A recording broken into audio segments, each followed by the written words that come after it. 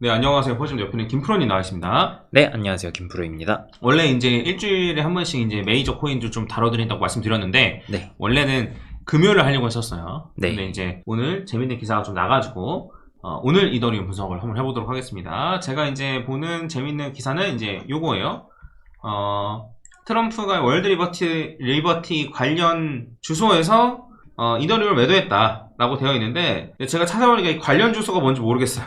네. 네, 그래서 월드 리버티 이 주소를 보면은 이더리움을 지금 한 8,000개 정도 갖고 있고, 여기에서는 이더리움이 빠져나간 정황은 일단 없습니다. 네. 네, 요거 말고 다른 데서도 이더리움을 사가지고 거기에 있는 걸 팔았는지 모르겠지만, 네. 어쨌든 여기에 그대로 8,000개가 있습니다. 그리고 판 물량 자체가 네. 5,471개를 매도했다 뭐 이런 식으로 되어 있는데, 요거는 사실 뭐 퍼드일지 아닐지 잘 모르겠어요. 네. 네, 조금 지켜봐야 될 것 같아요. 정확한 주소가 기사에 뜨면 제가 찾아보고 있는데 정확한 주소가 없어요. 그래가지고 제가 못 찾고 있거든요. 그래서 한번 살펴보시고 일단 그 아캄으로 봤을 때는 보시면은 이게 지금 이더리움 개수가 나와 있는 건데 2025년 1월 19일부터 해가지고 2월까지 총 66,000개에서 67,000개 정도를 사가지고 보유하고 있었거든요.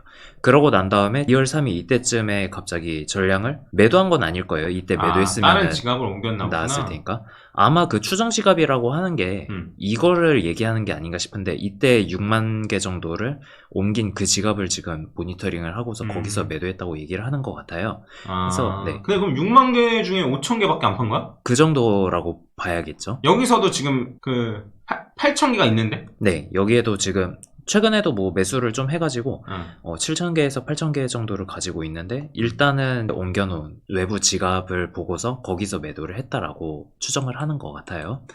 아무튼 뭐 네. 그래서 그러면 생각보다 많이 안 팔았네? 그렇죠. 그래서 팔았는 줄 알고 좋아했는데 생각보다 많이 팔진 않았네 보니까. 네.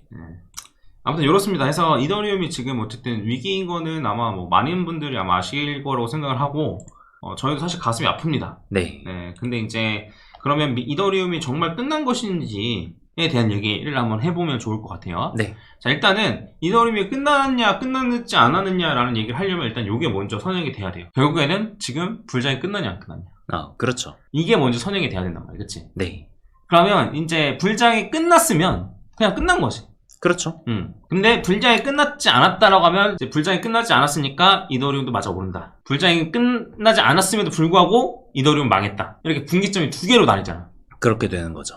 그러면 이더리움이 망했냐라고 얘기를 하거나 주장을 하거나 이런 사람들 같은 경우에는, 불장이 지금 끝났다면 그냥 끝난 거고, 네. 끝나지 않았다 하더라도 이더리움은 아니다라고 얘기를 하는 거잖아. 그렇죠. 그럼 이제 우리가 뭐부터 얘기해야 될까? 불장이 끝났느냐 안 끝났느냐부터 얘기해야 될까?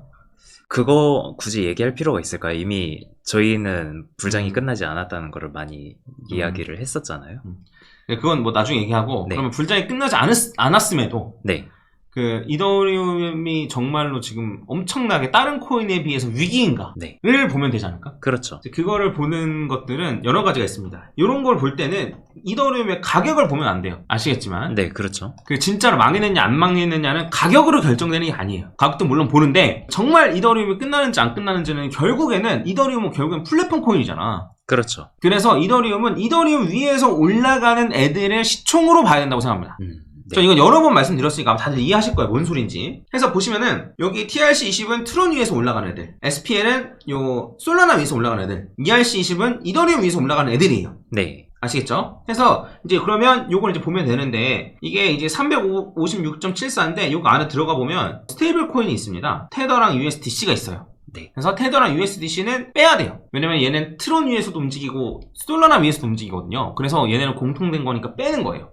아시겠죠? 그러면 144에다가 660이니까 둘 다 빌리언입니다. 단위는. 네. 그러면 한 204 빌리언 정도 온 거잖아. 그렇죠. 그럼 204 빌리언은 빼는 거예요. 네. 그럼 204 빌리언을 빼고 이제 우리가 계산을 해보자는 거죠. 204 빌리언을 빼면은, 자, 여기 ERC20을 보면 204 빌리언을 빼. 그러면 한 357이니까 153 빌리언 정도 되는 거고, 그 스테이블 코인을 빼면, 네. 트론도 여기 있죠. 두 개. 이거 빼는 겁니다. 물론 트론은 심지어 USDD도 빼야 되는데 그냥 냅둘게요 일단은. 그리고 여기 SPL 같은 경우도 두 개 있죠. 네. 그래서 그냥 빼는 거예요. 공통적으로 들어가 있는 겁니다. 그래서 SPL에서 이제 빼면, 그러면 204를 빼야 되니까 22 21빌리언.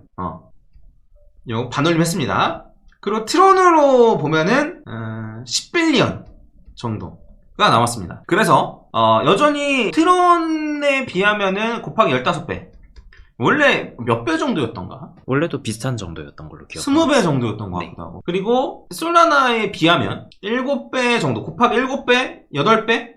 네, 7.5배 정도. 7배에서 8배 정도로 보면 될 것 같습니다. 요 정도 차이가 나요. 이해가셨죠? 여전히 이 정도 네, 여전히 이 정도 차이가 난다는 거예요. 이더리움 많이 망했고, 프로젝트들 빠져나가고, 뭐하고 해도, 네. 그러니까 이제 플랫폼 코인은 결국엔 이 위에서 얼마나 많은 애들이 개발을 하고, 얼마나 많은 애들이, 그 개발한 애들의 시총, 왜냐면 개수만 많을 수도 있으니까. 그렇죠. 그런 걸 시총을 합쳐봤을 때도, 여전히 이더리움이 압도적이라는 거예요. 이걸 전 부정할 수는 없다고 생각합니다. 네. 그리고, 요런 정도라고 생각을 해봤을 때 지금 가격 차이도 좀 말이 안 되긴 해. 지금보다 이더리움 가격이 훨씬 높아야 된다고 생각해. 그렇죠. 솔라나나 트론보다도 훨씬 높아야 된다고 생각합니다. 물론 뭐 이게 7배 차이 나니까 7배 차이가 나야 된다 꼭 이런 건 아니겠지만, 그래서 진짜 이더리움이 망했냐라고 생각을 해봤을 때는 글쎄요, 저는 잘 모르겠습니다. 네. 그래서 뭐 문제가 많고, 그 다음에 뭐 비탈릭이 너무 가격에 신경을 안 쓰고, 그 다음에 뭐 솔라나나 이런 거 치고 올라오는 애들 때문에 지금 뭐 자리가 위태롭고 뭐하고, 오케이, 알겠어요. 네. 근데 이렇다는 거예요. 뭐 약간 부자는 망해도 3대는 간다고. 네. 그러니까 이더리움이 위기일 수는 있어요. 위기일 수는 있지만, 그래도 이더리움 위기라 해서 진짜 막 솔라나가 막 턱 위까지 차 올라와가지고 지금 막 문제가 엄청 심각하냐? 트론이 막 옆에서 치고 와가지고 좀 문제가 엄청 심각하냐? 라고 하면 아니라는 거예요. 네. 이더리움을 제외한 나머지 다 합쳐도 이더리움한테 안 돼요. 아직 멀었어요. 네. 마치 올해 초반에 코스피랑 코스닥이 많이 올랐잖아. 많이 올랐죠. 그래서 코스피 오르는 것 때문에 마치 나스닥이 위협을 받는다. 약간 이런 느낌이랑 비슷합니다. 진짜예요. 미국 시장 개석과라 K 주식이 간다? 그래서 펀더멘탈적으로는 문제가 있나 싶긴 해요. 물론 예전만큼 압도적이냐 하면 그건 아니죠. 그렇죠. 네. 그래서 우리도 어쨌든 나눠서 투자하고 있는 거잖아요. 이더리움 물방하는 게 아니고. 네. 그래서 압도적이냐 하면 그렇지는 않지만, 그렇다고 해서 망했냐라고 하면 그것도 아니라고 생각해요. 네. 그러면 저는 요 전제는 어쨌든 틀렸다고 생각합니다. 불장이 유지. 아직 안 끝났어.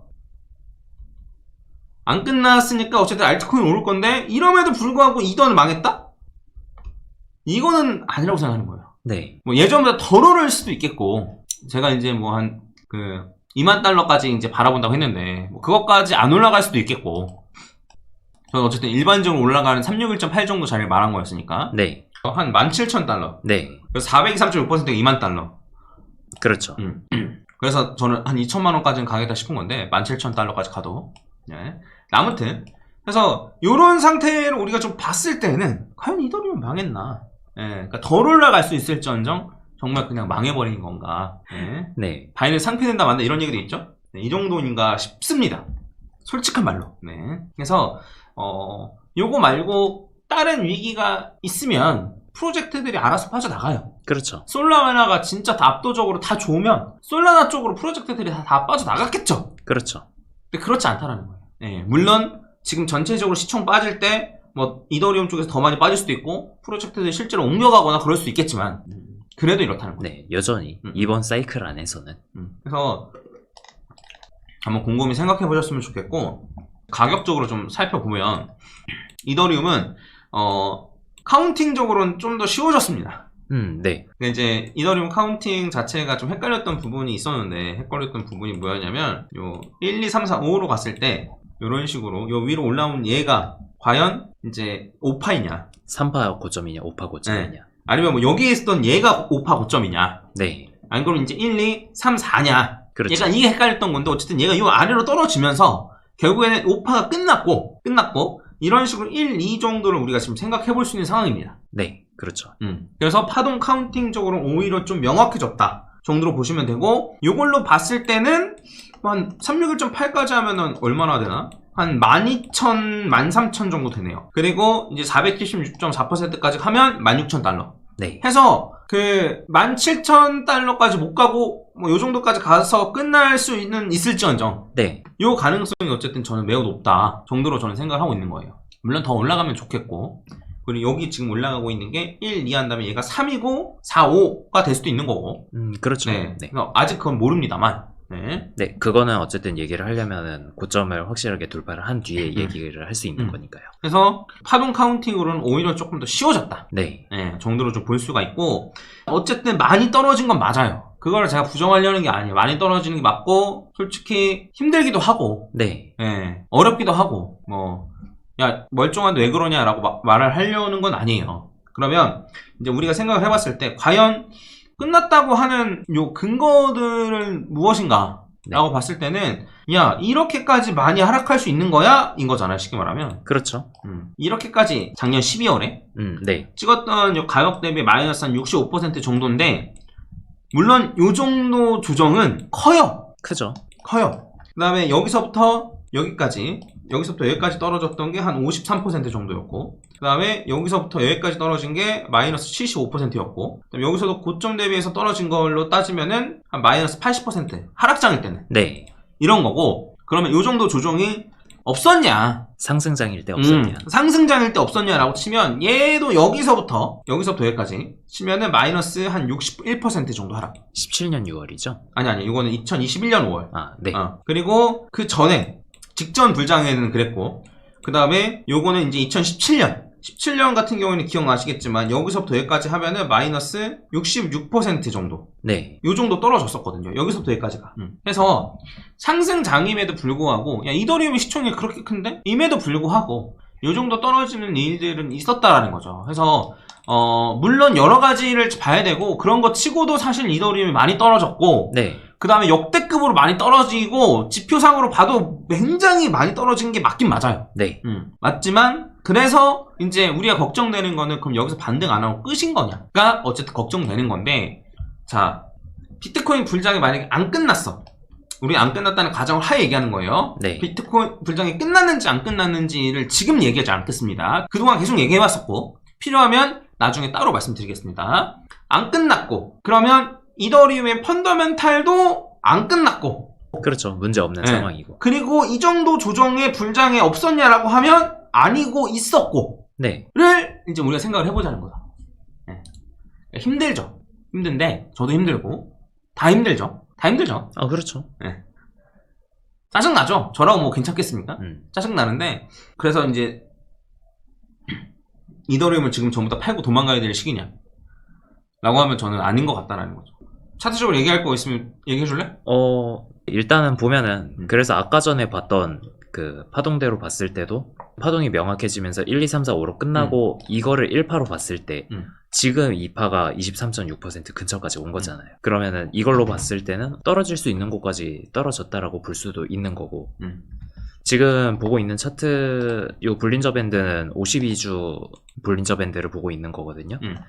이게 사실 그 아까 전에 떨어진 폭만 보면은 66% 떨어진 게 뭐 지난 불장에도 있었고 뭐 지지난 불장에도 있었다라고 하는데, 이번이 유독 더 힘들게 느껴지는 게, 이게 17년에도 보면은 이렇게 떨어지는데도 뭐 52주 이평선 근처까지도 안 갔고, 21년 불장에도 그러면 어쨌든 상승장에 52주 이평선을 지켜주면서 떨어졌다가 다시 반등을 했던 거잖아요. 맞아요. 근데 이번 같은 경우에는 좀 이례적인 게, 비트가 이번 불장에 그 반감기를 찍기 전에 많이 올라가면서 이미 많이 올라온 상태에서 조정을 받았다가 다시 조정을 받으니까 52주 이평선까지 깨버리면서 이게 좀 하락장하고 비슷한 무빙이 아닌가라는 모양을 자꾸 보여줬거든요.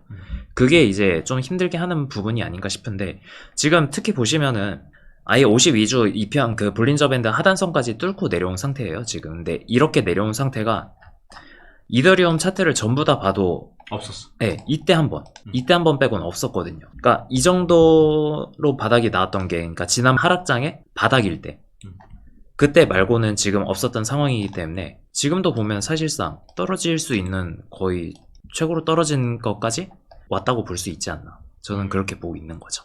그러니까 말이 안 되는 거거든요, 이게 상승장에서 나오는 차트라고 하기에는. 네, 일단 제가 차트적으로 얘기할 만한 건 이 정도. 결론을 뭐 지어서 얘기하려면, 비트가 불장이 끝나지 않았는데 이더는 망했다는 사실 저는 성립하지 않는다고 생각하고, 네. 이더가 망했다라고 이제 얘기를 하고 싶다면, 어쨌든 지금 코인 시장이 끝났다를 해야지, 그걸 얘기해야지 맞지 않나. 그렇죠. 네, 라고 저는 생각하고 있습니다. 네, 그래서 해당 부분 좀 잘 참고해 주시면 좋을 것 같고, 근데 이제 요거 나만 느끼는 건지 모르겠는데, 나만 느끼는 것 같긴 하거든? 나만 느끼나? 아닐 수도 있고. 뭐, 아니겠지? 근데 이게 왠지 약간 이게, 네. 그 비트코인 코로나 때 차트 같지 않아?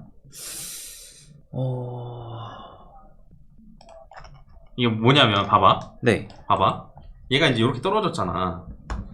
이더리움 이렇게 떨어졌잖아. 네, 그렇죠. 이렇게 쭉 떨어지고 나서 이렇게 올라가가지고 어쨌든 요 라인을 버텨줄 거라고 생각했는데 이제 여기가 급격하게 떨어진 거잖아. 네. 그렇잖아? 네. 그래서 요거가 내가 이제 그냥 기억을 하는 거야. 그냥 약간 몸에서 기억하듯이 네. 요때 있잖아. 네. 요 느낌. 이 떨어진 다음에 올라갔다가 이제 요렇게 돼서 요렇게 될 거라고 생각을 하고 요게 떨어지는 네. 요 느낌이랑 조금 제가 봤던 볼린저 밴드로도 비슷한 것 같긴 한데요. 이렇게 놓고 보니까. 처음 떨어졌을 때 52주 이평선 한번 지켜주고, 그 다음에 올라갔다 떨어졌을 때 52주 하단 찍고. 지금 이더가 딱 그렇잖아요. 완벽하게 지켜준 건 아니지만 52주 근처까지 놀다가 다시 떨어졌을 때 52주 하단 찍고. 그래서 이게 네. 근데 이 말이 안 되잖아. 그러니까 이더리움이 아니 뭐 말이 안 될 건 없구나. 근데 이제 하필 비트코인의 옛날 차트를 따라서 간다는 게 네. 그게 좀 약간 말이 안 되지 않나? 말 되나? 글쎄요, 말이 안 될 것까지 있나? 그러니까 뭐 수요나 이런 측면으로 생각을 했을 때 이더리움도 어쨌든 ETF 승인된 지는 한참 됐고 비트 무빙을 좀 따라가려고 한다면 그러니까 뭐 끼워 맞추기일 수는 있긴 한데 아주 말이 안 된다고 할 정도까지는 아니지 않나 싶거든요. 네. 그래서 요거는 그냥 제 개인적인 생각인 거 한번 말씀드려봤고, 네. 네.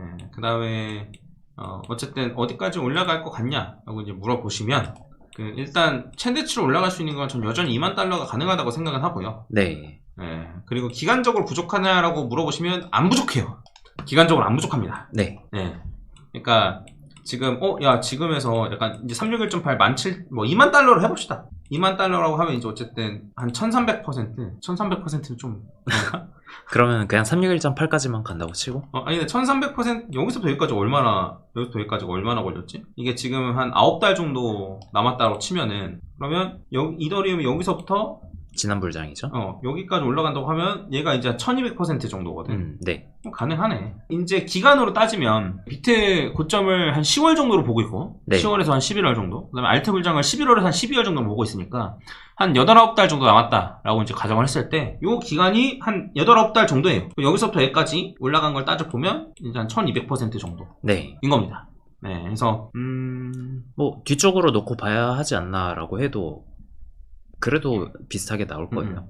그래서 이제 한번 이런 거 참고해보시고, 기간적으로는 아직 안 부족해요. 지금이 뭐 한 9월, 10월 이러면은 끝났죠. 네, 그냥 어렵다고 보는 건데, 물론 그래도 한 달밖에 시간이 안 남았어도, 근데 이제 요런 걸 이제 우리가 생각해보면 얘도 여기서부터 여기까지 올라가는데 뭐 한 177%, 한 3배 정도 된 거니까 네.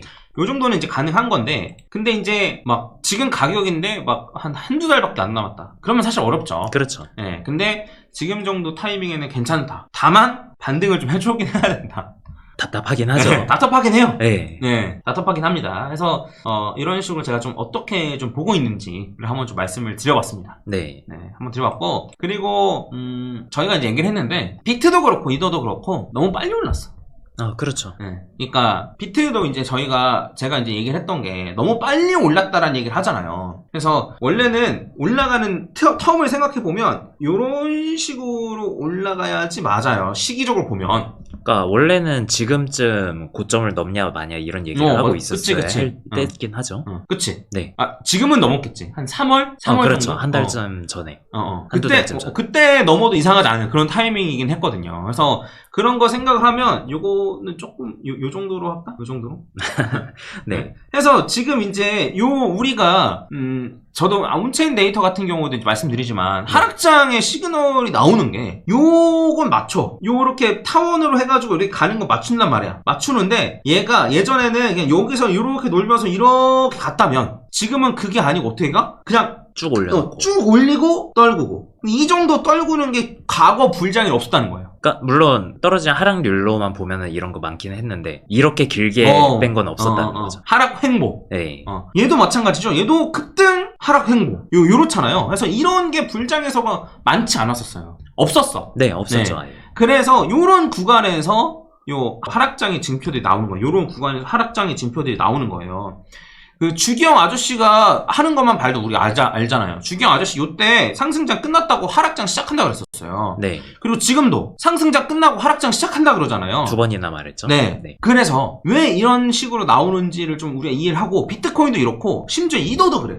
이더도 지금 원래대로라면 요 타이밍에 여기 있을 타이밍이 아니에요. 이더리움도 지금 이제 요 타이밍 있을 타이밍 맞구나. 지금 이게 이 타이밍. 요 정도 타이밍보다 사실 더 떨어진 거긴 해. 근데 고점을 놓고 봤을 때는 저기까지 올라갔다 떨어질 그건 아니라는 그치. 거죠. 그래서 원래는 요렇게 갔었어야 된다는 거예요. 요렇게 이더리움도 요런 식으로 갔었어야 된다는 거예요. 네. 요렇게 해서 팍 요런 식이에요. 과거 이더리움 봐도 그래요, 사실. 네. 그래서 여기서 훨씬 더 아래에서 횡보하다가 팍 이거잖아요. 그래서 원래 지금 훨씬 더 아래에서 횡보하다가 팍 이런 타이밍이에요, 원래. 그렇죠. 네. 이때쯤에 아마 비트코인 고점 돌파 시기였을 것 같은데. 네. 그 비트코인 고점 돌파 시기에서 보면은 한 마이너스 반토막 나는 시기예요. 비트코인은 고점으로 갱신했는데 이더리움 반토막.